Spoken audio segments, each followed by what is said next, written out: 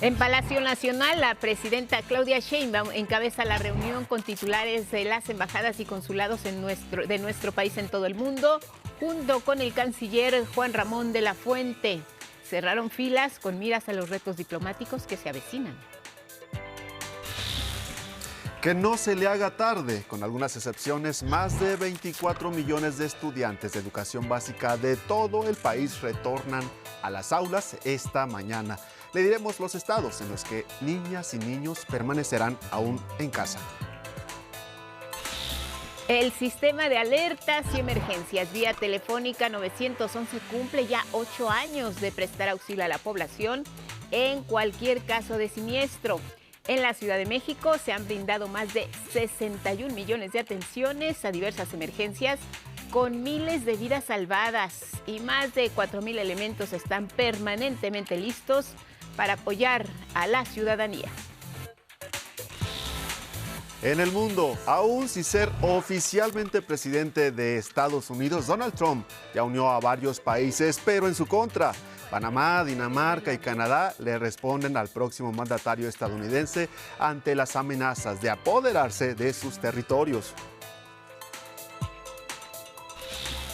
Y en la cultura, la cineasta argentina Charo Mato narra una historia sobre la pérdida de la audición ocasionada por una lesión en el oído. Es un documental de 8 cuentos.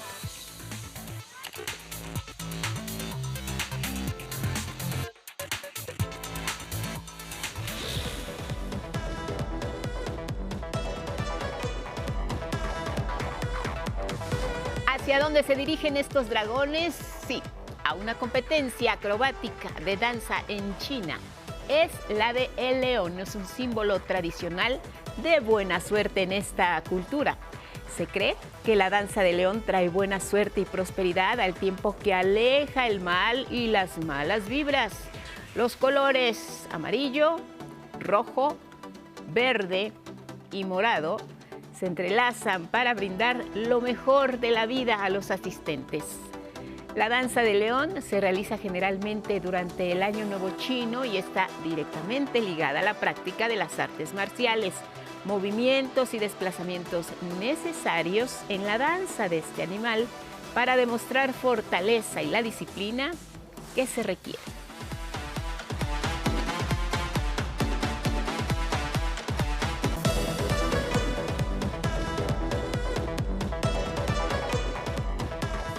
Y con estas imágenes les damos la bienvenida. Feliz jueves. Buenos días, Armando Gama. Muy buenos días, Guadalupe. Buenos días a todo el auditorio. Bienvenidas y bienvenidos. Ya lo saben, como siempre, lo más relevante aquí en nuestra pantalla. ¿Cómo estás? Jimena Raya, Lía Vadillo, Magdalena Alejo son nuestras intérpretes en lengua de señas mexicana. Gracias por seguirnos en redes sociales. Nos pueden ver en la página de 11 Noticias Digital.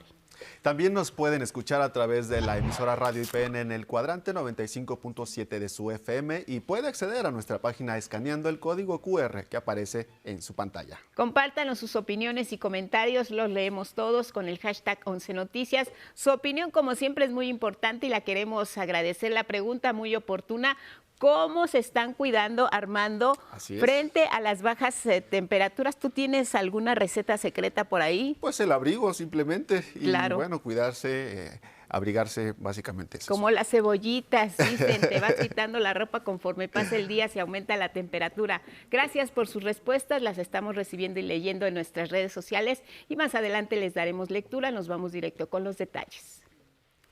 Las vacaciones decembrinas por motivo de los festejos de Navidad y Año Nuevo terminaron y con ello este jueves 9 de enero regresan a clases millones de alumnos y alumnas de educación básica en todo el país.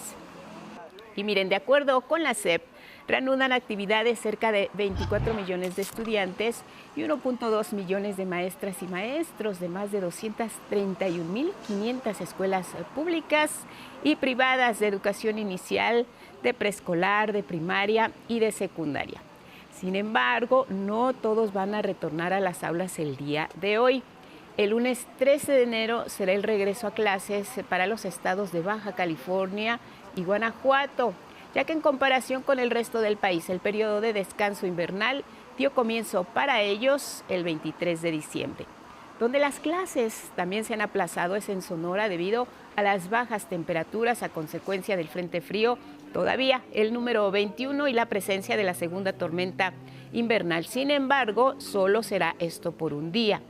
Y en 41 de los 72 municipios de Chihuahua van a retornar con clases en línea ante el inminente frío que se avecina, en espera de que las condiciones meteorológicas se permitan el retorno ya el próximo lunes, el lunes 13 de enero. En el caso de Tamaulipas, las clases solo serán suspendidas si las temperaturas descienden a los 0 grados, así que estén muy atentos a este tema.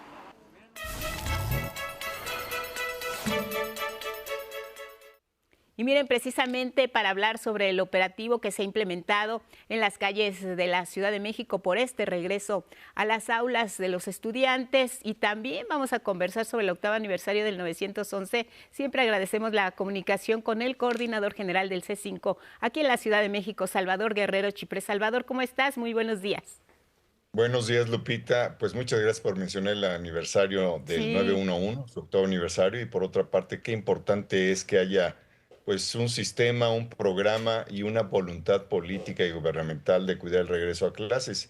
Y menciono Sin duda. rápidamente dos elementos. Primero, Venga. que desde el 9 de diciembre la jefa de gobierno, Clara Brugada, estableció esta lógica que se llama Programa Paz y Seguridad en las Escuelas, que implica, por supuesto, el seguimiento de lo que supone este regreso a clases. Más de 1 millón de niños a partir del día de hoy en la Sí. capital nacional, y hasta 3 millones de niños, niñas y adolescentes se beneficiarían de este programa, que incluye, pues, número uno, el programa que llamamos Caminos Libres de Violencia en los perímetros de cada plantel educativo. También está el planteamiento que tiene la Secretaría de Seguridad Ciudadana, el Código de Alerta, que está precisamente para atender cualquier situación que pudiera presentarse en el entorno escolar a partir de la denuncia de maestros, maestras, niños, niñas, por supuesto, mamás y papás. Y en el caso del C5, pues ahí está la disponibilidad del servicio específico de 5,000 cámaras de videovigilancia.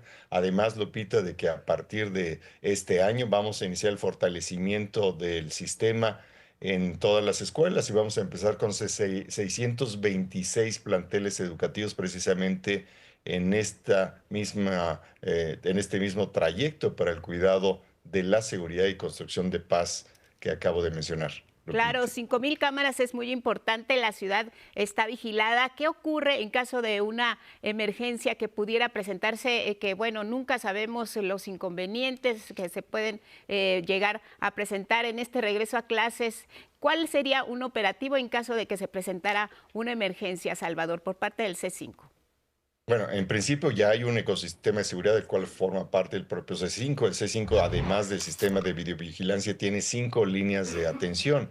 La primera es el 911 para denuncia de cualquier situación crítica dentro de las casas, en el espacio público o en espacios corporativos, y en este caso en espacios escolares.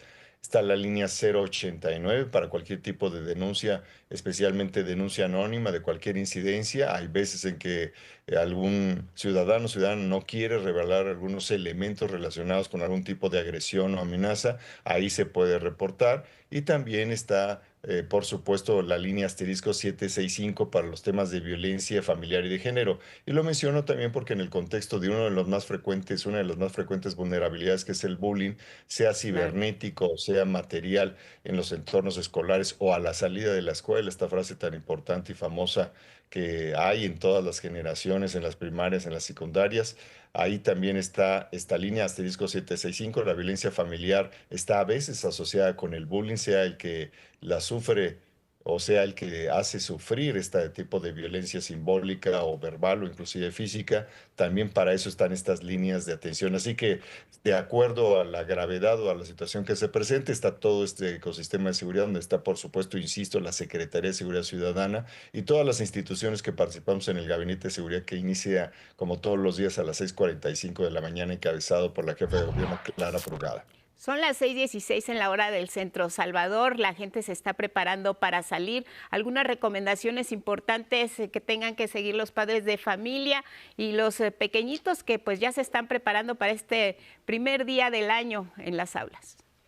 Bueno, vamos a suponer que si alguien sufre algún tipo de accidente vehicular en este tráfico matutino que cambia su Sí. naturaleza, pues de una manera muy clara cuando se ingresa a clase, o si es testigo de alguno de estos accidentes en inmediaciones de un plantel, hay que ubicar el poste del C5 más cercano. También para cualquier otro tipo de incidencia hay que oprimir el botón de auxilio para realizar el reporte. Estamos hablando de más de 11.400 de estos postes en la capital nacional. En caso de ser víctima de bullying o conocer un caso, pues se puede reportar llamando al 911, donde se atenderá y dará seguimiento a ese reporte. Y el uso de tecnología, pues es un gran aliado para realizar la denuncia. Para ello se invita también a la comunidad estudiantil, a los padres y madres de familia, que en caso de ser testigo de una agresión o delito, puedan comunicarse al 911 y solicitar apoyo, o también por medio de las redes sociales del C5, arroba C5-CDMX. Ahí se puede reportar, ahí se puede acudir al servicio que tenemos muy presto para atender precisamente a niños, niñas, hijos, hijas, nietos, nietas, sobrinos y Claro, sobrinas. los más pequeñitos que están, también para muchos es su primer día de clases incluso. Salvador, 911, este número que ahora identificamos como el que nos puede incluso salvar la vida. Ya son 8 años de que está en marcha. ¿Qué podemos decir al respecto? Bueno, primero que nada, que es la línea de emergencia de atención más robusta del C5, de toda la ciudadanía, por supuesto, Sí. siendo el C5 el corazón de la Ciudad de México en términos de su seguridad. Hay que señalar que para nosotros el servicio de 209 trabajadoras y trabajadoras que hoy ya tienen 8 años sirviendo a la Ciudad de México para despacho de ambulancias, para despacho de bomberos y también, por supuesto, para el envío de patrullas, porque se habla a ese teléfono más que a cualquiera otro, pues Sí. ahí han garantizado este servicio. Te voy a decir que a lo largo de estos 8 años se han atendido 61.300.000 reportes y constitutivos de emergencia. Propiamente estamos hablando prácticamente de la tercera parte de ese volumen, alrededor de 14 millones de atenciones en 8 años. Y hay que señalar que la robustez de este sistema se va a fortalecer por instrucciones de la jefa de gobierno. Vamos a optimizar el servicio, vamos a garantizar siempre atención en menos de 5 segundos, y también vamos a generar baterías nuevas de análisis de los datos que se derivan de estas llamadas para fortalecer, por ejemplo, el combate a la violencia familiar y de género. A partir de ya del año pasado, fines del año pasado, iniciamos minería de datos relacionado con género, con violencia familiar, que son temas muy subreportados en todo el país, y la capital nacional, aunque ha tenido avances muy importantes, no deja de tener un desafío en materia de violencia familiar. Así que estamos ahí muy atentos, y este aniversario nos permite decirle a la población que cuentan con nosotros todo el tiempo, a toda hora, todo el año, y seguir una recomendación que hizo también la jefa de gobierno Clara Brugada, en el sentido de que, dado que hay muchísimas llamadas de no procedentes, es decir, no emergencias, bromas o cualquier situación que no corresponde al uso apropiado de este teléfono institucional de seguridad, pues llamar a la población, ¿verdad? Aprovechar a que usemos convenientemente, responsablemente este número. Claro, nos hablabas de estas 61 millones de llamadas, pues es un número muy importante. La causa por la que la gente acude al 911, algunas de las causas principales, ¿cuáles son, Salvador? Con todo gusto. Las agresiones a persona, por ejemplo, que tienen que ver con amenazas, con insultos, con tentativas de iniciar una riña o estar en ella, o cualquier situación derivada de un accidente automovilístico, a partir se inicia una riña, son una de ellas. El otro son disturbios, escándalos, protestas por bloqueos. También lo que tiene que ver con accidentes o choques con o sin lesionados. También agresiones y violencia familiar en cuarto lugar, así como temas administrativos, digamos, de justicia cívica, como personas que están en fiestas a horas pues ya muy entradas de la madrugada, o Claro. eventualmente con escándalo o sonido que excede los 65 decibeles a los que autoriza la propia norma cívica. Así que son estas las principales y te digo, algunas alcaldías, Iztapalapa, Cuauhtémoc, Gustavo Madero, Álvaro Obregón y Venustiano Carranza concentran prácticamente el 60% de los reportes que proceden de estos incidentes que acabo de mencionar. ¿Cómo hacer, Salvador, ya por último, para crear esta conciencia frente a las personas que, pues, como dices, todavía utilizan el 911, desviando la atención de lo que podría ser una emergencia real, haciendo este tipo de bromas que, pues, no se vale? Sabemos que la mayoría son conscientes, pero no faltan por ahí los abusadillos que se aprovechan y quieren hacer una broma llamando y desviando la atención de una situación que puede necesitar, pues, precisamente el auxilio del C5, de las autoridades del 911, en fin. Bueno, básicamente pongo el ejemplo de una ambulancia. Hay Ándale. y ha habido ocasiones en las cuales alguien bromeando en una fiesta o algo plantea que hay una supuesta emergencia y solicitan una ambulancia. El despachador no puede dudar ante la solicitud de emergencia, pero vamos a suponer que a esa hora todas las ambulancias están ocupadas, se solicita la última ambulancia para ir a atender una supuesta emergencia y resulta que una verdadera emergencia por un accidente automovilístico, por ejemplo, se presenta o alguien en una situación médica de infarto o cualquier otra incidencia que pudiera ser incluso delictiva, requiere la presencia de una ambulancia, la persona que llama para solicitar esa ambulancia probablemente ya no tenga quien la atienda. Así que hay que pensar en ello porque convierte a quien comete esta broma en una persona que podría ser responsable de una falta delincuencial que puede llevar a 2 años de prisión. Pero no solamente es por el tema punitivo, sino por la conciencia cívica elemental que se construye y se adquiere, sí, a través de los medios de comunicación como Canal 11, las escuelas, pero sobre todo en las familias, para que construyamos esa conciencia cívica que nos permita utilizar responsablemente las líneas, como el 911, que está el día de hoy cumpliendo 8 años, Lupita. Pues muchas felicidades a todo el equipo del 911, al C5 le agradecemos este operativo de regreso a clases y caminos libres de violencia. ¿Hasta cuándo en marcha, Salvador? Bueno, ya el programa de construcción de paz y seguridad permanecerá. Este Bien. dispositivo ocurre conforme hay clases. Aquí sí que hay una responsabilidad, digamos, cuasi permanente y yo te puedo decir que va a continuar pues, a lo largo de la jornada, en cada día y a lo largo del calendario escolar.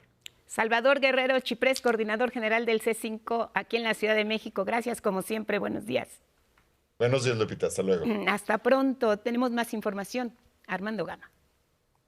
Especialmente la línea de emergencia 911 que opera desde el C5 de aquí de la Ciudad de México cumplió 8 años de atender diversas emergencias y en este tiempo se han atendido más de 61 millones de llamadas, ya lo escuchábamos, relacionadas en 5 categorías principales. Veamos los detalles.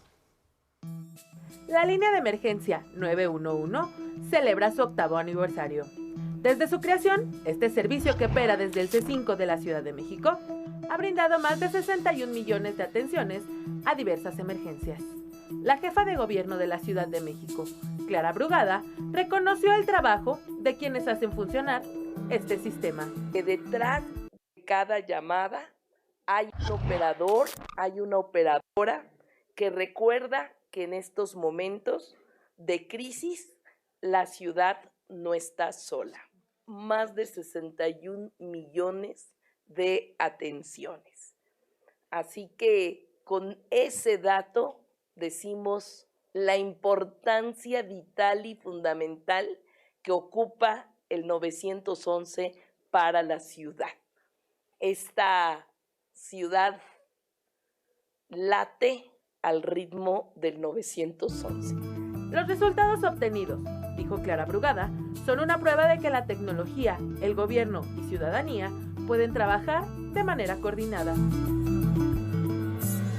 Salvador Guerrero Chiprés, coordinador general del Centro de Comando, Control, Cómputo, Comunicaciones y Contacto Ciudadano, C5, recordó que las atenciones se centran en 5 categorías principales: agresiones a personas, disturbios, accidentes vehiculares sin lesionados, violencia familiar y faltas administrativas. Diario se movilizan más de 4,000 unidades de servicios para atender las emergencias de la capital nacional. Patrullas 3,038 promedio diario, ambulancias 880 servicios, bomberos 109 servicios diariamente para un total de 4.027. Pablo Vázquez, secretario de Seguridad Ciudadana, destacó que es gracias a este centro de operación de emergencias que la dependencia a su cargo ha podido mejorar en la labor de atención.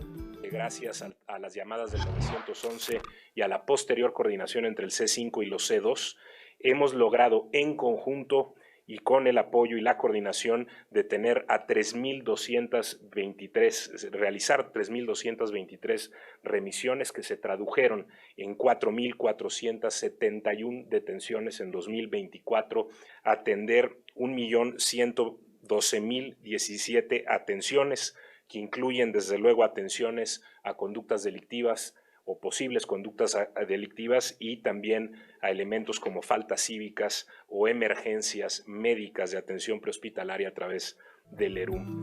11 Noticias, Nicteja Germán.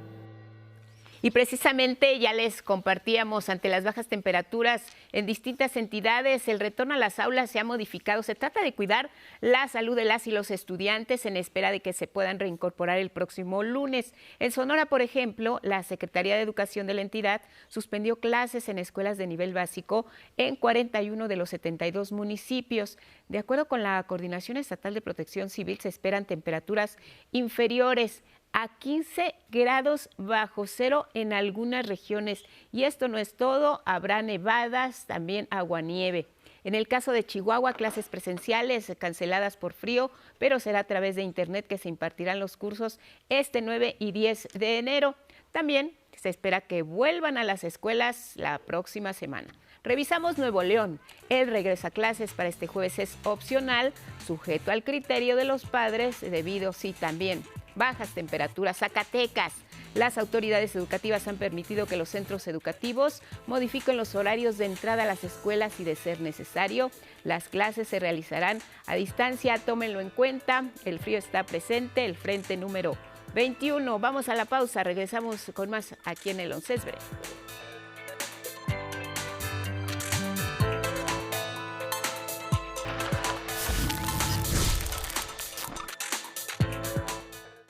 A las 6:30 en el centro del país. Continuamos con más noticias aquí en el 11. Miren, la prohibición del uso de fentanilo y de vapeadores ya es oficial en todo el país al ser aprobado por 22 congresos locales. La Comisión Permanente del Congreso de la Unión realizó la declaratoria de constitucionalidad en materia de salud, referente precisamente a la prohibición y la venta de consumo de fentanilo y vapeadores. Las fracciones parlamentarias así se pronunciaron al respecto. En consecuencia, la reforma a la cual le daremos declaratoria constitucional tiene como objeto fundamental garantizar el derecho a la protección de la salud mediante la prohibición de los precursores químicos, el uso ilícito del fentanilo y de otras drogas sintéticas no autorizadas. Un esfuerzo decidido por proteger a las generaciones presentes y futuras de las amenazas que están representando el uso de vapeadores, cigarrillos electrónicos y otras sustancias tóxicas. Esos dispositivos presentados de manera errónea y de manera tramposa como alternativa segura, según, han probado ser puertas de entrada a adicción. No es el prohibicionismo, decimos, cómo se va a enfrentar este flagelo. Tiene que haber un gran acuerdo mundial para poder enfrentarlo de otra manera, porque lo que se ha hecho hasta el día de hoy ha resultado absolutamente ineficaz y lo que ha provocado son muertes, sangre, violencia y una situación que es ya insostenible. Estamos conscientes que la relación con Estados Unidos no es sencilla, pero sí es necesaria. Por ello, a la llegada del nuevo presidente, nosotros damos muestra de que estamos dispuestos a combatir el fentanilo y a seguir luchando por la paz. Y desde Chiapas, uno de los estados que ha sido afectado recientemente por la delincuencia organizada, el secretario de Seguridad y Protección Ciudadana, Omar García Harfuch, presentó la estrategia de construcción de paz. Veamos en qué consiste. Es fundamental fortalecer las instituciones de seguridad y procuración de justicia en los estados para alcanzar los resultados que se esperan de la estrategia de seguridad, afirmó en Chiapas el secretario de Seguridad y Protección Ciudadana, Omar García Harfuch. Desde el inicio de este gobierno se han incrementado las operaciones, las detenciones, los operativos, pero sobre todo y lo más importante, el fortalecimiento de las instituciones de seguridad. Si no fortalecemos a las instituciones de seguridad y de procuración de justicia en las entidades federativas, difícilmente tendremos los resultados que queremos. Participó en la presentación de la estrategia de construcción de paz en Chiapas y resaltó la importancia del aumento en los operativos y detenciones de integrantes de la delincuencia organizada. Este gabinete de seguridad también parte de una premisa muy sencilla. No se pueden reducir los delitos si no detenemos a quienes los cometen. En el mismo evento, la secretaria de Gobernación, Rosa Isela Rodríguez, dijo que el Gabinete de Seguridad tiene la encomienda de la presidenta Claudia Sheinbaum de atender a fondo y sin pretextos la inseguridad y traer la paz a la entidad. Vamos a estar agarrando el toro por los cuernos, no vamos a permitir que el desdén o que la flojera, que la desidia pueda más que todas y todos nosotros juntos. García Harfuch también expresó su compromiso con los chiapanecos. Hoy, con el estado de Chiapas tenemos una coordinación absoluta y cuenten por favor con el absoluto compromiso de la Secretaría de Seguridad, de la Secretaría de la Defensa Nacional, de la Secretaría de Marina, es decir, del Gabinete de Seguridad, para que sepan que estamos para servirlos y para detener a las personas, que de manera cobarde y por medio de la violencia abusan de los que menos tienen. Por su parte, el secretario de Educación Pública, Mario Delgado, destacó la puesta en marcha de la campaña Aléjate de las drogas, el fentanilo te mata. La presidenta de la República inició una gran campaña nacional para que hagamos un gran frente nacional y evitar que las drogas lleguen a nuestros hijos, a nuestros niños, a nuestras niñas, a las y los adolescentes, a las y los jóvenes. La educación genera confianza, la confianza genera esperanza, la esperanza genera paz. Salvador Martínez. El Instituto Nacional para la Educación de los Adultos, el INEA, y el gobierno de Chiapas firmaron un convenio para lograr que el estado deje de ser el primer lugar en analfabetismo a nivel nacional. La meta, alfabetizar a 500,000 personas este año. El secretario de Educación Pública, Mario Delgado, firmó como testigo de honor. Ir de manera contundente en ese legado, bajando los niveles de analfabetismo en Chiapas, otorgándole el derecho a la educación a más niños, niñas, jóvenes, adolescentes chiapanecos, porque estoy seguro que la iniciativa que hoy inicia Chiapas va a ser exitoso. El titular de la SEP destacó que por primera vez en la historia se tienen libros de texto gratuitos traducidos a 20 lenguas originarias. Recordó que este año el gobierno federal invertirá más de 12,000 millones de pesos para becas, por lo que más de 1 millón de niños, niñas y jóvenes chiapanecos tendrán apoyos educativos. Vamos a otros temas. La presidenta Claudia Sheinbaum advirtió que el Comité Evaluador del Poder Judicial viola la ley al frenar mediante amparos el proceso de evaluación de aspirantes para la elección de jueces, magistrados y ministros. Están violando una resolución del tribunal, de la Sala Superior del Tribunal Electoral. O sea, el tribunal ya había hecho una resolución en el sentido de que esos amparos no tenían ninguna validez porque estaban dentro del terreno electoral.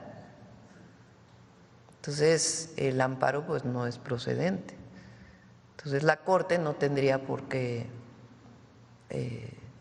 responder ante este amparo, ¿no? Y a esta postura también se sumó el presidente del Senado, Gerardo Fernández Noroña, quien enfatizó que la elección de jueces, ministros y magistrados no se detendrá. Entonces no hay ningún recurso legal, para decirlo de manera clara, no hay ningún poder sobre la tierra que pueda detener el proceso electoral. Poder humano, por lo menos. Si un comité de evaluación no hace su tarea, que sería el caso del Poder Judicial, pues ese poder no presenta candidaturas. El Poder Judicial está cubierto porque todas las personas juzgadoras, les recuerdo, tienen pase directo. En tanto, la ministra de la Corte, Lenia Batres, informó que solicitará al Pleno de la Suprema Corte de Justicia de la Nación que destituya inmediatamente a todos los integrantes de este Comité de Evaluación del Poder Judicial de la Federación por considerar que se excedieron en sus facultades al suspender el proceso de selección de candidatos para la próxima elección judicial. Es que, de acuerdo con la ministra, esta decisión fue tomada de manera unilateral por los integrantes de dicho comité sin informar previamente a los ministros de ese acuerdo. Y es que este martes el Comité Evaluador del Poder Judicial indicó que acatará el amparo concedido por un juez de Michoacán y determinó efectivamente suspender el proceso de evaluación de estos perfiles. Ese juez michoacano amagó a los integrantes del Comité Evaluador con denunciarlos ante el Ministerio Público Federal y multarlos si no frenaban el proceso. El Instituto Nacional Electoral ya comenzó también a recibir la documentación de organizaciones que pretenden convertirse en partidos políticos. El plazo para el registro inició este miércoles y concluye el próximo 20 de enero. Los requisitos para obtener el registro como partidos políticos son afiliar a por lo menos 265,000 ciudadanos inscritos en el padrón electoral. También es necesario realizar asambleas en al menos 20 estados del país o en 200 distritos electorales. Los organizadores deben acreditar que las reuniones fueron reales. Algunos de los grupos que pretenden convertirse en partidos políticos son el Frente Cívico Nacional, donde participan el experredista Guadalupe Acosta Naranjo y la excandidata presidencial, Xóchitl Gálvez. Las organizaciones que obtengan su registro como partido político podrán participar ya en las elecciones intermedias, hablamos del 2027. Y aunque el cambio climático está asociado al calor, también podemos relacionarlo con el efecto contrario, como es el aumento de olas de frío extremo en diversas regiones del mundo y por supuesto ya las estamos viviendo, ya que se estima que a nivel mundial este sea el enero más frío en una década. Tan solo aquí en México ya se presentaron nevadas y temperaturas muy bajas en diversas regiones. Ahora vamos a ver la siguiente información. El cambio climático, a menudo asociado con el calentamiento global y el aumento de las temperaturas, también está relacionado con fenómenos totalmente contradictorios, como el aumento de las olas de frío extremo en diversas regiones del mundo. Uno de estos fenómenos es la desestabilización de los vórtices polares, que son corrientes de aire frío que rodean tanto el polo norte como el polo sur, las cuales se han ido debilitando durante las últimas décadas. El Servicio Nacional de Meteorología de Estados Unidos prevé que 2025 será testigo de un frío extremo y condiciones invernales severas no vistas en más de 10 años debido a una corriente de aire ártico proveniente del vórtice polar norte tras su rompimiento debido a las altas temperaturas del año pasado. En Estados Unidos, las fuertes nevadas ya cobraron las primeras víctimas mortales por accidentes viales. Las carreteras de ciudades como Missouri, Kansas y Washington quedaron cubiertas por hielo y nieve. Pero este fenómeno meteorológico no solo afectará a Estados Unidos, sino a todo el hemisferio norte del planeta, donde este fin de semana ingresó la primera tormenta invernal del año. En Europa, las malas condiciones climáticas afectaron gravemente la operatividad de aeropuertos clave en Inglaterra, Alemania, España y Países Bajos. A México le espera la llegada de entre 7 y 9 frentes fríos durante este mes de enero, con nevadas, precipitaciones y temperaturas extremas. Estados como Chihuahua, Sonora y Coahuila experimentarán temperaturas mínimas récord de entre 10 y 15 grados bajo cero. Las nevadas serán frecuentes en zonas montañosas y podrían acumularse varios centímetros de nieve.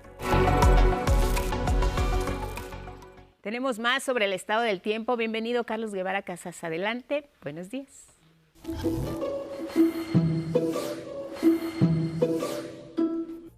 Buenos días, Lupita. Y sí, muy buenos días también por usted. Buenos y fríos y congelados días tengan todos ustedes. Y es que en cuanto al pronóstico del tiempo, como ya lo hemos visto, la segunda tormenta invernal se ubica sobre el noroeste y el norte del país, propiciando temperaturas congelantes, vientos intensos y nevadas en Durango, Sonora, Sinaloa y Coahuila. y de acuerdo con los pronósticos de Conagua, el espesor de la nieve podría alcanzar este jueves medio metro en las sierras de Sonora y Chihuahua. En redes sociales ya comenzaron a publicarse imágenes de las nevadas provocadas por este sistema en sitios como Cuauhtémoc en Chihuahua o en La Rosilla, Durango. La Secretaría de Protección Civil pide a los automovilistas transitar con precaución debido a la probabilidad de congelamiento de la carpeta asfáltica. Y es que las temperaturas seguirán cayendo lo que resta de la semana a lo largo del país, por lo que estados como Guanajuato, Baja California aplazan el regreso a clases, como ya le hemos informado previamente, hasta el próximo lunes 13 de enero. En Nuevo León, como ya le dijimos también, será opcional y para Chihuahua el retorno a las aulas será en línea. Por su parte, la Secretaría de Educación de Sonora suspendió las clases este jueves en 41 de los 72 municipios de ese estado y modificó el horario de entrada en el resto. Vamos al pronóstico por regiones. Y bueno, en el norte iniciamos con la combinación de bajas temperaturas y fuertes precipitaciones que producirán nevadas copiosas en Durango, Chihuahua y Coahuila. En Nuevo León y Zacatecas habrá aguanieve, así que mucho cuidado al conducir, por favor. El viento llegará a los 100 kilómetros por hora en Chihuahua y Durango. Y bueno, en el noroeste tendrán una jornada muy fría. En esta parte del país nevará en Sonora y el norte de Sinaloa con fuertes aguaceros todo el día. Ojo con los vientos que llegarán hasta 90 kilómetros por hora y que tendrán esta intensidad en zonas de Baja California. De igual forma, lloverá fuerte en Nayarit y el norte de Jalisco. El ambiente será bastante frío durante la mañana, aunque cálido por la tarde, especialmente en la zona de la costa. Por fin bajarán las precipitaciones en el sureste mexicano, sin embargo, la masa de aire frío asociada a este insistente frente 21 mantendrá el ambiente bastante frío esta mañana con nieblas en todas las zonas montañosas. Y ahora el viento es el que soplará por el este, en donde habrá un repunte de temperaturas en la península de Yucatán sin precipitaciones. Y aquí en el centro del país dominará el cielo nublado, medio nublado, baja posibilidad de lluvias y vientos del sur con rachas de hasta 50 kilómetros por hora. Ojo, esta intensidad de los vientos podría derribar algunos árboles y anuncios publicitarios, así que esté atento y maneje con precaución. Y bueno, hasta aquí la información del estado del tiempo, así que lo invitamos a que nos escriba sus dudas y comentarios sobre esta materia, todo lo que tenga que ver con clima, a través de nuestra vía de contacto en la red social X, @11 Noticias TV. Que tenga usted un cálido día, sin importar el clima.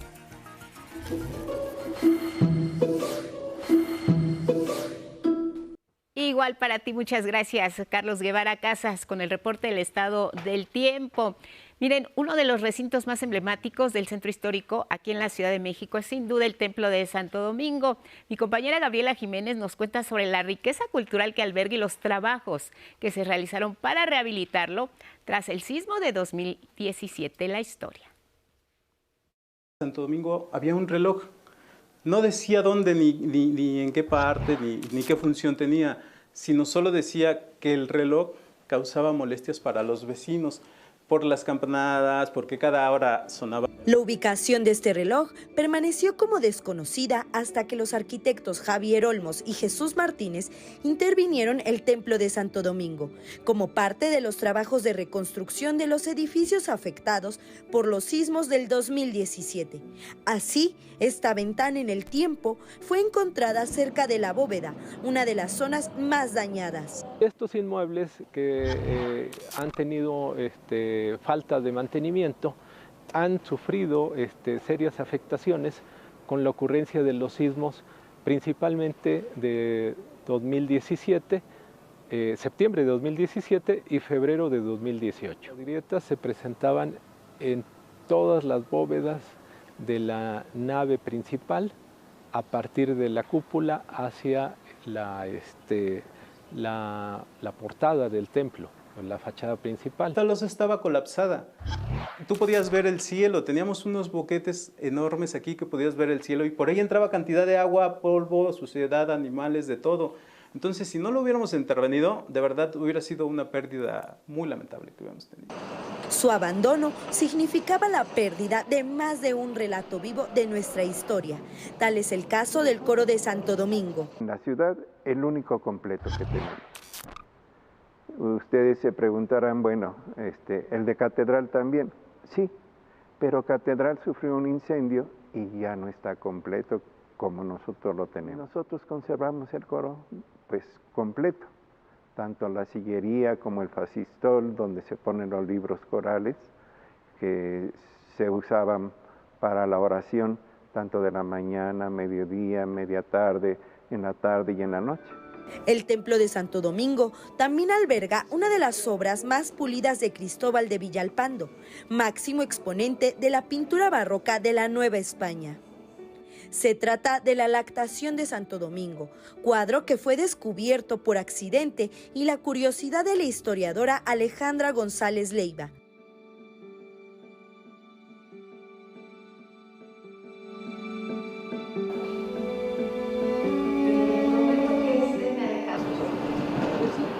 El centro histórico de la Ciudad de México cumple 37 años de haber sido declarado Patrimonio Cultural de la Humanidad por la UNESCO. Y sin duda, el Templo de Santo Domingo es una de las razones más valiosas. Hay algunas intervenciones de inmuebles que hemos hecho que son inmuebles icónicos, que son inmuebles infaltables en el centro histórico. Le estaré yo hablando propiamente de este lugar, de Santo Domingo. Lo que hace más valioso y más importante a un edificio como este es la labor que tienen como un centro que hace comunidad, y eso es actual.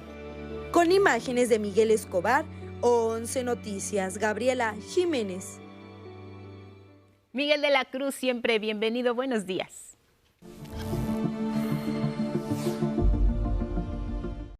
Buenos días, Guadalupe, buenos días a todos. Pues les cuento, hay una cineasta argentina, vino a finales del año pasado, que ella domina completamente el oído, es decir, puede escuchar y cuando ella decide puede no escuchar. Es una capacidad singular. Aquí la historia. Ella es Charo Mato. Nació en Argentina y domina a voluntad el sonido. Es decir, ella decide escuchar o cancelar el sentido del oído. Es más, toda mi asimilación de la sordera vino con vos. Yo lo vivo como si fuera una virtud, no como si fuera algo, un impedimento. No, la verdad que yo lo vivo como una virtud porque amo poder escuchar y amo también poder dormir sin escuchar ningún sonido ambiente en ningún lugar. No, es como un superpoder. Esta característica singular nació de un padecimiento, hipoacusia. Desde que nació, cada día escuchó un poco menos, hasta que a los 23 años la envolvió el silencio. Un implante colocado por medio de cirugía le devolvió el oído, mecanismo que ella activa o cancela. Tenés una parte implantada en la cóclea y una parte exterior que es, me lo voy a sacar un segundo así lo puedes ver. Esta es la parte exterior. Ahora no escucho nada y entonces esto es un imán que se imanta a mi parte interior y ahí cuando se imanta yo te vuelvo a escuchar. Antes de recibir el implante ella escuchaba con audífonos. Así desarrolló una vida normal hasta estudiar cine en la universidad. Con esta preparación decidió narrar su experiencia en el documental 8 cuentos sobre mi hipoacusia. Es mi primera película, es un documental autobiográfico que se plantea a través de la imagen y el sonido, que el público en general, tanto los oyentes como las personas hipoacúsicas, puedan entender cómo escucha quien no escucha. Y también sumo el relato de otras chicas y familiares también con otros tipos de hipoacusia. 8 cuentos sobre mi hipoacusia fue de los estrenos significativos del recién concluido 2024 e historia de vida sobre la experiencia de vivir entre el sonido y el silencio. 11 Noticias, Miguel de la Cruz. Bueno, pues ahí tienen. Vámonos al libro del día. Es Moctezuma y Atahualpa, vida, pasión y muerte de dos gobernantes, de Eduardo Matos Moctezuma y Luis Millones, editado por Planeta. Este libro en voz de sus autores. El libro lo pensamos precisamente comenzando con Moctezuma, porque históricamente es primero se da, digamos, el mandato de él de 1502 a 1520 en que muere. Lo que hay es una búsqueda de cuál es el futuro de una posición indígena en América, la existencia conflictiva de los dos emperadores, de los dos únicos imperios aborígenes de América. Tenemos dos casos extremos de ejemplos de gobernantes en las dos Américas. El interés sobre todo es el que se conozca esos últimos momentos que corresponden a los dos grandes imperios y que después de la conquista van a ser los dos grandes virreinatos de América. Bueno, y con el 11 concluimos la lectura de Largo Instante del Incendio, ensayo biográfico sobre José Vasconcelos de Rafael Mondragón, editado por el Colegio Nacional. El X de hoy es de Chedi Herrera y dice: para el joven provinciano, esa época fue la de su encuentro con Elena Arizmendi Mejía, una mujer extraordinaria que no merece reducirse a una sección de la biografía de Vasconcelos. Y recuerden, hoy tenemos la sala de lectura a las 18 horas en el Colegio Nacional Donceles 104 en el Centro Histórico. Y tengan pendiente la agenda porque mañana anunciaré la nueva lectura.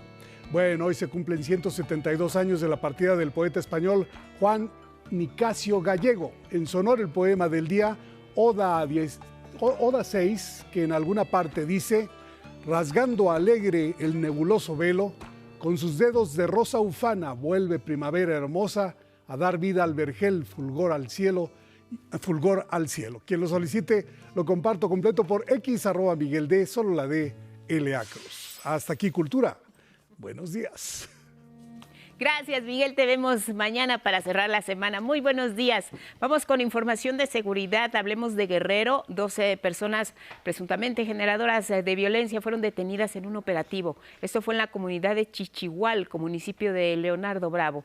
2 son consideradas objetivos prioritarios y presuntos líderes de un grupo delictivo que opera en la zona. En Malinalco, Estado de México, elementos de la Secretaría de Seguridad de la entidad localizaron un automóvil que transportaba armamento. En el vehículo hallaron uniformes con camuflaje, equipo táctico, droga y armas largas. No hay detenidos.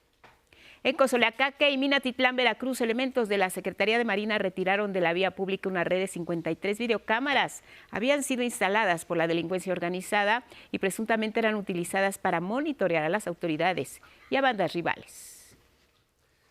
Activistas pro-Palestina destruyeron este miércoles una estatua del primer ministro israelí Benjamín Netanyahu en el Museo de Cera de la Ciudad de México. Lo hicieron en protesta contra las operaciones militares israelíes en Gaza, que han cobrado la vida de más de 45,000 personas.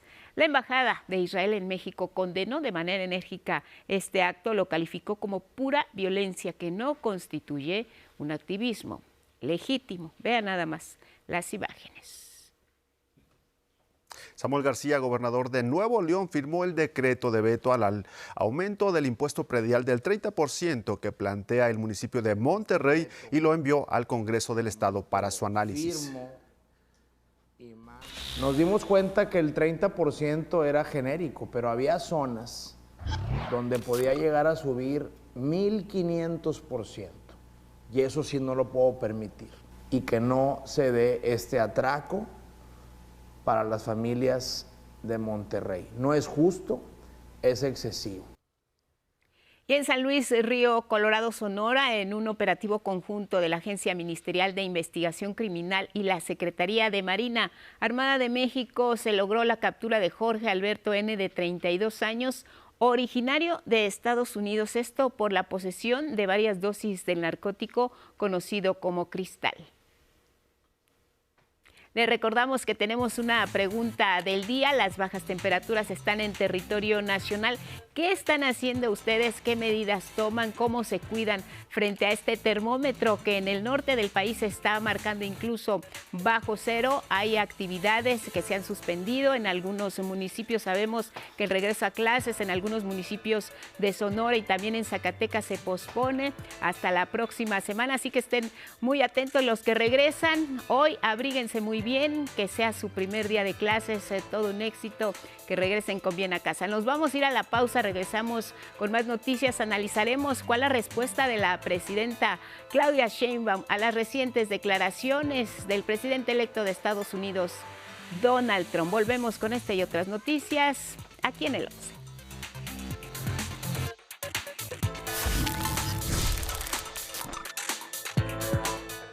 Continuamos a las 7 en la hora del centro con más información aquí en el 11. Esto fue lo que respondió la presidenta Claudia Sheinbaum a Donald Trump, quien aún no asume todavía el poder en los Estados Unidos, pero no para de hacer declaraciones que muchos ya están considerando poco afortunadas. Vamos con los detalles.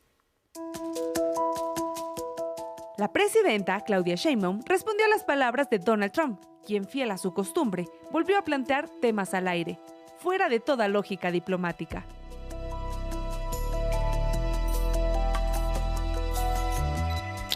Ayer, Trump se aventuró a soltar otra declaración, de esas que cambian un día sí y el otro también. Hace unos días, el magnate destacó el papel y liderazgo de la presidenta Sheinbaum, pero ayer simplemente cambió su postura. Básicamente están dirigidos por los cárteles y no pueden permitir que eso suceda. México está realmente en problemas, muchos problemas. Un lugar muy peligroso. Yo creo que ayer el presidente Trump le malinformaron, con todo respeto al presidente Trump, porque yo creo que le informaron que en México todavía gobernaba Felipe Calderón y García Luna. Pero no, en México gobierna el pueblo. Ante los suyos, Trump también propuso cambiar el nombre al Golfo de México.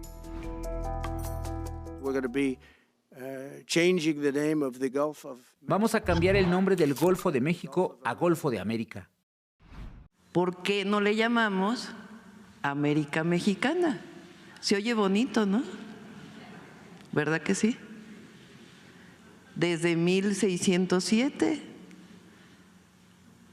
la Constitución de Apatzingán era de América Mexicana. Y el nombre del Golfo de México, con toda la pena, pero es además de histórico, está registrado ante organismos internacionales que lo consideran como un referente náutico desde el siglo XVI, antes de que existiera los Estados Unidos.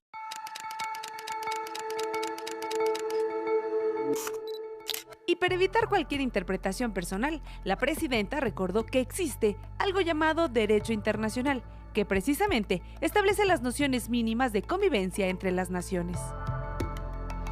Hay derecho internacional para todo, pues no, un país no puede actuar individualmente, hay un derecho internacional.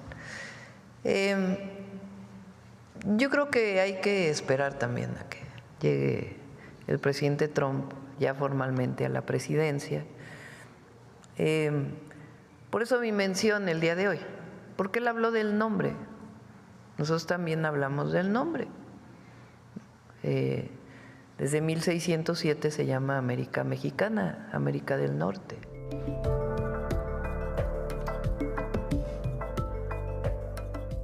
Con imágenes de Israel Ortega, Aurora Castillejos, Punto de Referencia.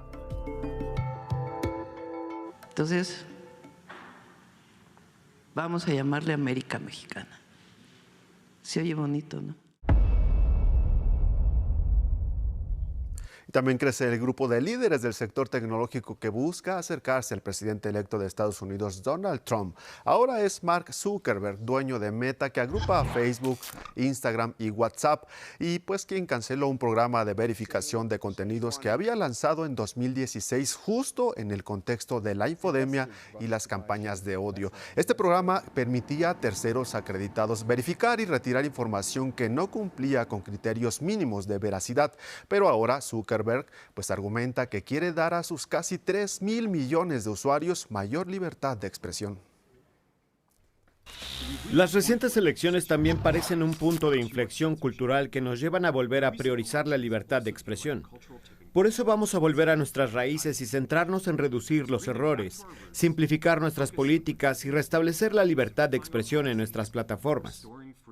Igual que la red social X, antes Twitter, las plataformas de Meta dejarán al criterio de los usuarios la incorporación de notas o correcciones a las publicaciones. Para la Sociedad Interamericana de Prensa, dejar a los usuarios la responsabilidad de verificar la información representa un grave retroceso en el combate a la desinformación y a la propagación de noticias falsas, impactando directamente el debate público.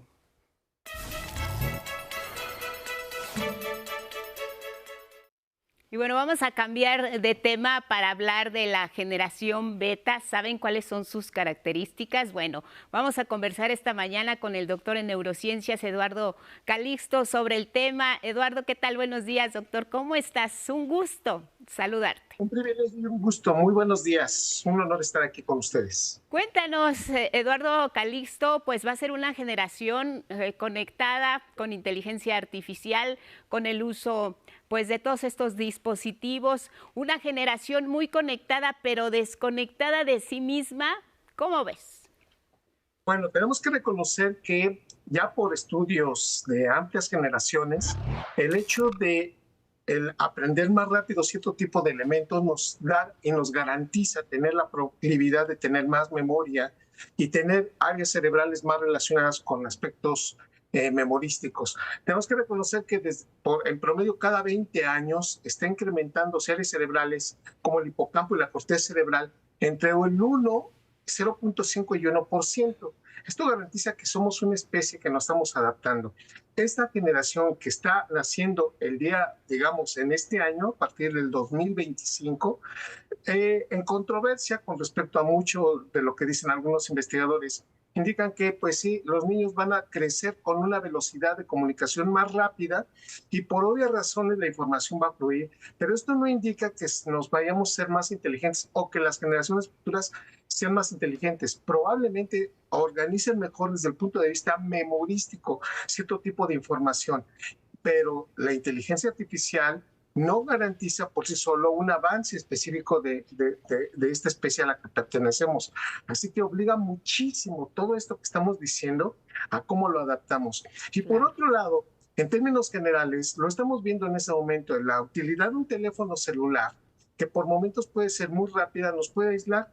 Y aquí sí entramos en una comunicación, independientemente si somos generación X o generación beta o generación alfa. O sea, esto es independientemente de en qué edad, en qué año hayamos nacido, implica claramente que nos aísla. Necesitamos este proceso, entender este proceso que el ser humano, el cerebro humano necesita lo rápido, lo inmediato. Y en términos generales, por eso el teléfono celular, la computadora, nos ha venido a dar estos elementos. No con esto decir que no sea bueno, simplemente que por momentos el cerebro prefiere lo rápido, lo inmediato. De ahí la importancia de lo que tienen las redes sociales y lo inmediato que puede ser esto y que nos aísla. El punto es que podemos ir en contra de esto desde la perspectiva de que podemos hacer que las personas, ahora sí, junto con este, digamos, advenimiento de las redes sociales y de la inteligencia artificial, pongamos más atención. Y esto es ya un elemento que las neurociencias dicen sobre la importancia del contacto físico y la comunicación cara a cara. Así que necesitamos más oxitocina que nos hace el sentido de pertenencia, la sensación de sentirnos en familia o de una comunidad. Y esto es muy importante que lo establezcamos porque es, digamos, la contraparte ante tanta actividad y ante tanta comunicación que estos medios rápidos de comunicación nos otorgan.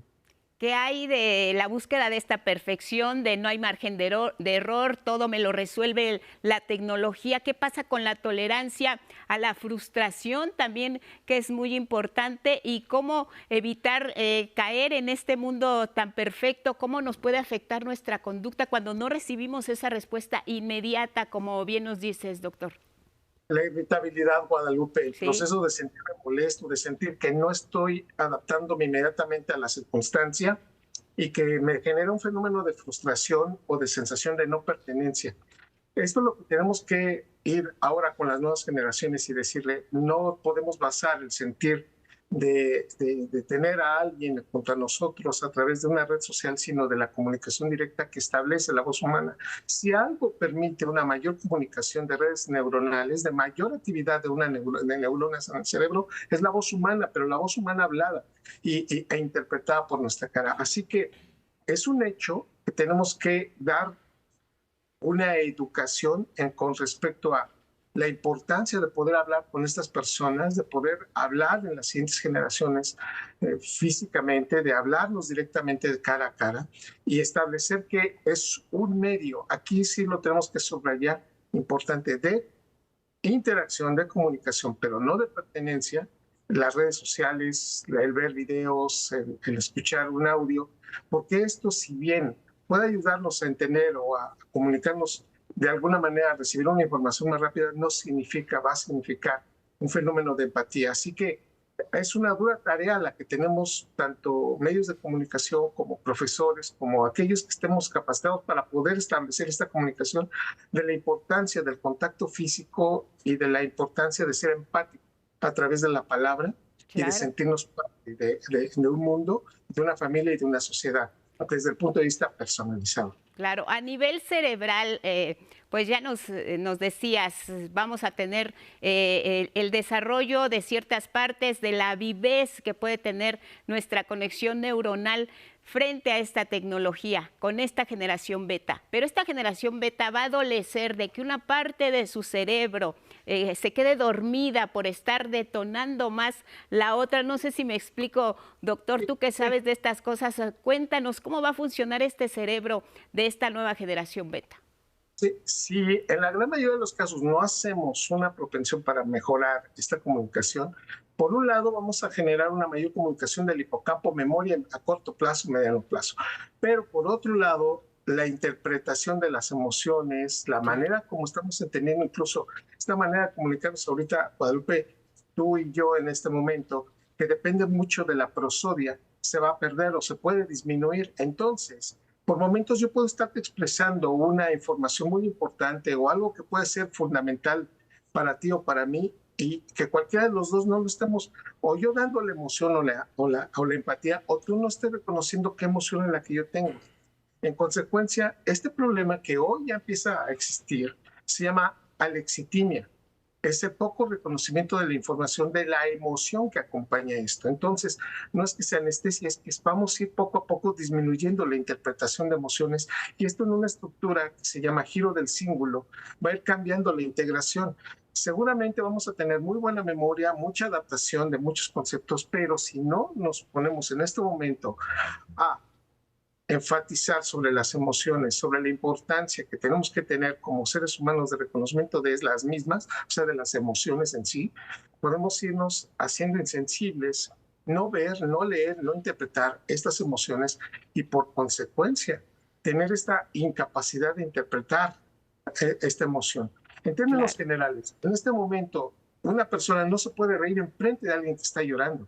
Y esto es lo que precisamente amenaza en una sociedad en donde no leer estas emociones, imagínate, una sociedad en donde difícilmente va a poder interpretar emociones, y esto sí vendría a disminuir mucho esta interacción como especie que tenemos. Claro, inteligencia artificial, ChatGPT, todo muy conectado, pero la interacción será personal. ¿Qué pasa con el entorno? Los padres de familia se dan muchas veces de cocos, no saben cómo tratar a sus hijos, cómo desconectarlos un poco de esta realidad virtual, y también para ellos será un reto enfrentar ahora a esta generación beta. Sí, porque van a ser los papás del futuro. Claro. Y aquí tenemos que empezar poco a poco. Y de nuevo, así como somos responsables de la comunicación y del aparato electrónico, de la red social, sí es muy importante que hablemos, sí es muy importante que establezcamos límites. El primero es el tiempo, la segunda parte es el contenido, y la tercera, favorecer esta comunicación.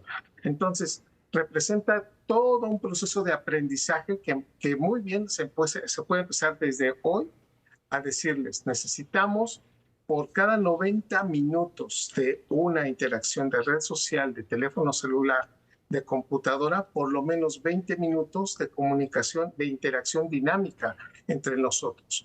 Es decir, ¿qué estamos haciendo? ¿Cómo estás? ¿Cómo te ha ido? ¿Qué vamos a hacer mañana? ¿qué comemos hoy?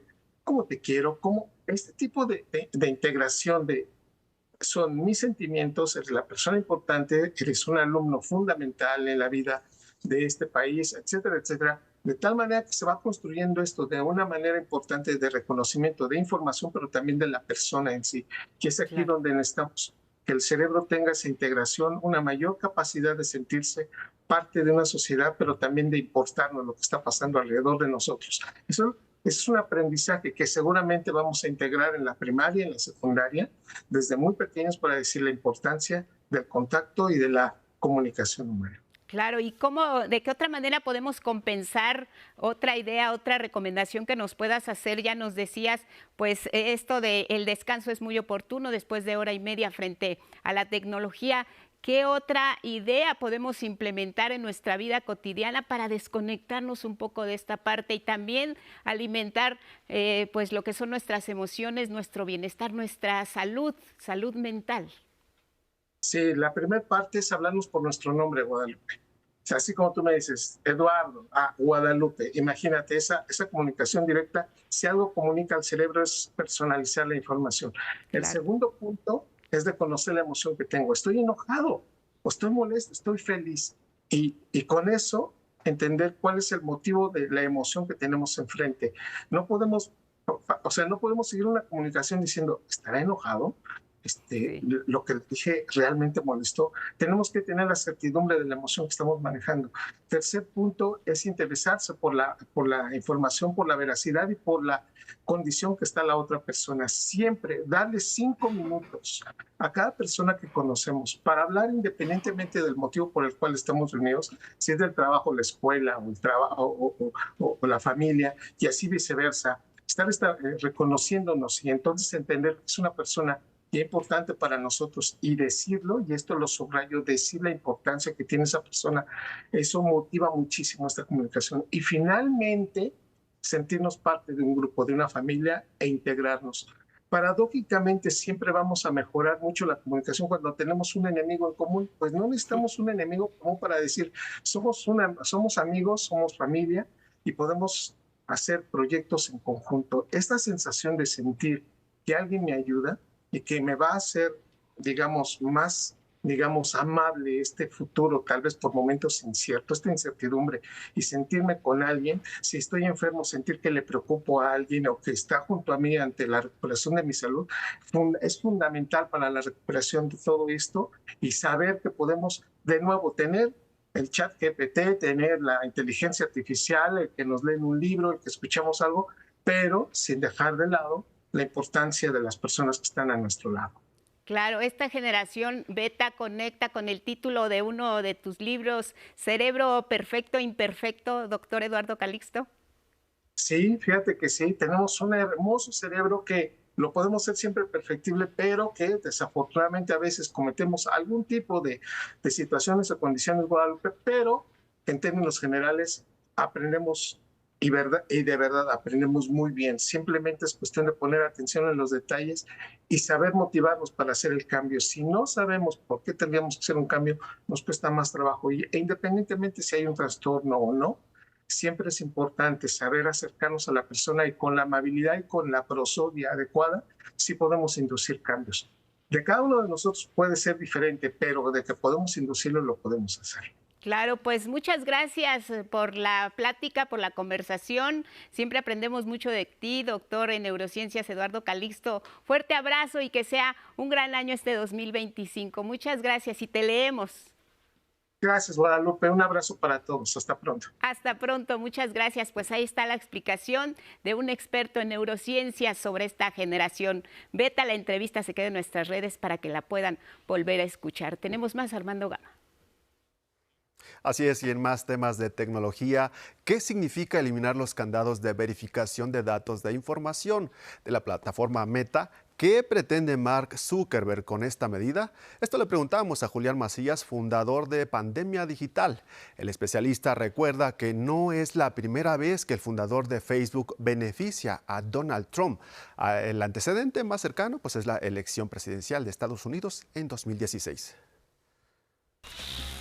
Mark Zuckerberg no es que fuera un social comunista a la otra punta ideológica, creo que hay que recordar que principalmente la plataforma de Mark Zuckerberg fue el principal responsable de la victoria de Donald Trump, de la primera victoria de Donald Trump. Es cierto que quizás Twitter, X, haya sido la plataforma más importante de apoyo en estas elecciones, pues usando incluso la data, de esto hay publicaciones periodísticas en este sentido, que el algoritmo y la potenciación de ciertas publicaciones como las del propio Elon Musk y Donald Trump y todo su equipo, e incluso la difusión de los bulos que se usaron durante la campaña haya ayudado, pero no hay que olvidar. Julián Macías advierte que al sumarse de manera implícita al proyecto de Donald Trump, el corporativo Meta emprende una estrategia de contención de daños ante Donald Trump.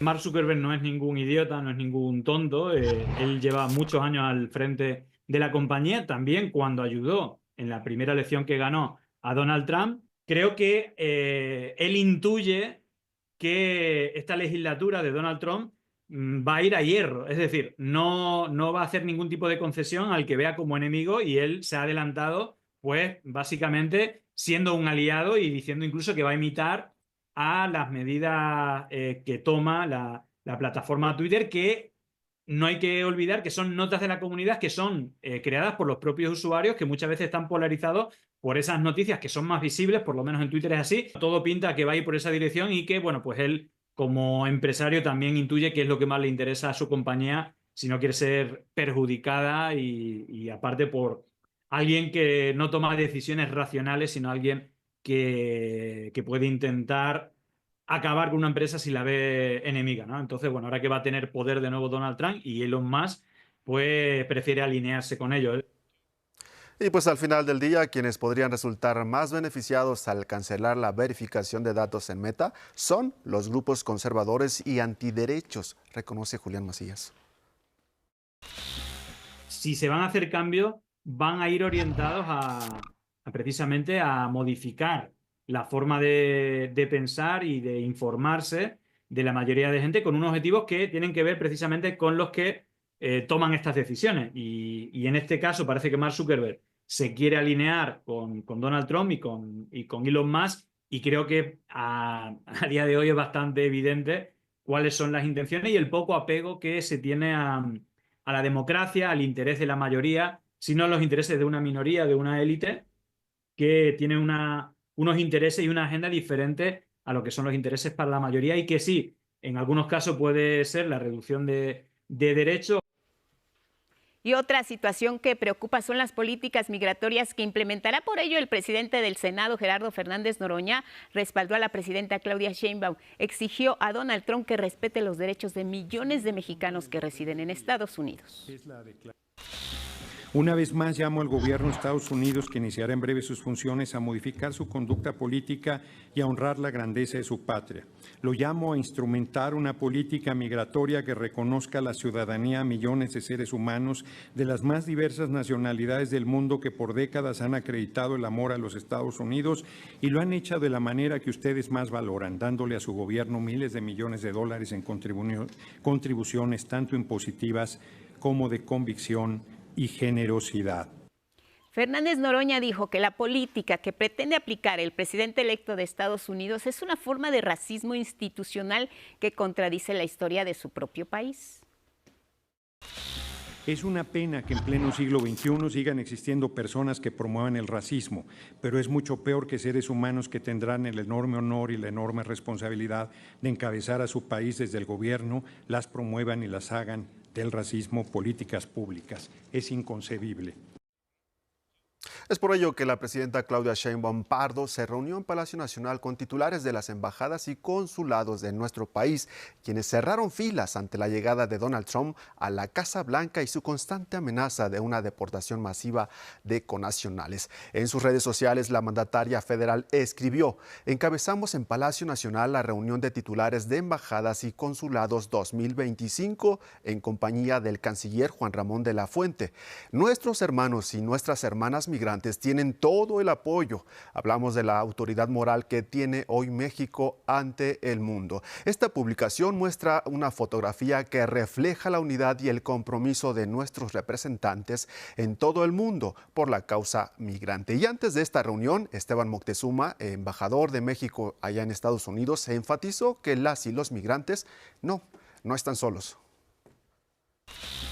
Pues venimos aquí a una reunión con la señora presidenta Sheinbaum. Estamos muy contentos de poder escuchar de ella sus indicaciones para lo que viene y obviamente para cumplirle a nuestros hermanos y hermanas migrantes que sepan que no están solos. Y al salir de este encuentro, Omar Fayad, embajador de nuestro país en Noruega, refirió los temas y las directrices trazados por la jefa del Ejecutivo Federal del Estado mexicano. La presidenta hizo un señalamiento puntual de cuáles son las líneas generales y lo que debemos seguir quienes formamos parte del cuerpo diplomático de este país, embajadores y cónsules, cómo debemos defender la dignidad mexicana, cómo debemos atender al pueblo y no alejarnos del pueblo. Y le ha pedido a cónsules y embajadores que en los países donde estamos representando a México nunca dejemos de estar cerca de la gente, cerca del pueblo. Y por supuesto que ha habido muchas respuestas a nivel internacional frente a las amenazas de Donald Trump de apropiarse de otros territorios. Hablamos específicamente de sus declaraciones sobre Groenlandia, sobre Canadá y más recientemente sobre Panamá. En Canadá, dirigentes políticos rechazaron la idea de que su país se convierta en parte de los Estados Unidos. La diputada y líder del Partido Verde de Canadá, Elizabeth May, aseguró que, por el contrario, ve más probable que los habitantes de entidades de Estados Unidos se unan a Canadá. El mensaje de la legisladora se hizo viral en redes sociales. No quiero empequeñecer al señor Trump, pero por otro lado, hey Donald, tenemos un trato para ti. ¿Crees que queremos ser el estado número 51? No, pero a lo mejor California querría ser la 11ª provincia. ¿Qué te parece? California, Oregon, Washington. En tanto, la primera ministra de Dinamarca, Mette Frederiksen, dijo que solo la gente de Groenlandia puede determinar su futuro luego de que Trump adelantara que podría usar una vía militar para apropiarse de la isla. Quiero animar a todo el mundo a que respete el hecho de que el pueblo de Groenlandia es un pueblo, una población. Estamos hablando de su país y a mi modo de ver, solo Groenlandia puede decidir y definir el futuro de Groenlandia. El gobierno de Panamá reiteró por su parte que la soberanía del canal no se negocia luego de que Trump declarara que buscará recuperarlo cuando regrese a la Casa Blanca. La soberanía de nuestro canal no es negociable y es parte de nuestra historia de lucha y una conquista irreversible. Nuestro canal tiene la misión de servir a la humanidad y su comercio. Ese es uno de los grandes valores que los panameños ofrecemos al mundo. Por su parte, el canciller de Alemania, Olaf Scholz, afirmó que los países europeos coinciden en proteger las fronteras como un principio fundamental del derecho internacional. Pues seguirá la polémica porque apenas Donald Trump está tomando fuerza, viene su segundo aire una vez que ya tome posesión, ahora que es presidente electo de los Estados Unidos. Pero bueno, ese es otro tema, nuestra pregunta del día. Y tomar posición ya tiene convulso a prácticamente medio mundo. Sí, y ahí las reacciones. ¿Tú cómo te estás cuidando frente a las bajas temperaturas, Armando? Pues hay muchísimas formas, te decía al principio, el abrigo, por supuesto la buena alimentación, pero hay una que no falla, sin duda es, por supuesto, la clásica, la tradicional cobija del tigre, que les aseguro que todas las familias tienen una en su casa y que, dicho sea de paso, pues sí, es muy abrigadora. Y los que no la tienen, ¿dónde la compramos? Pues en los tianguis. Mira nada más qué buena recomendación, bien abrigaditos. Al final de este espacio leeremos todas sus respuestas, gracias de antemano. Nos vamos a la pausa. Volvemos. Continuamos.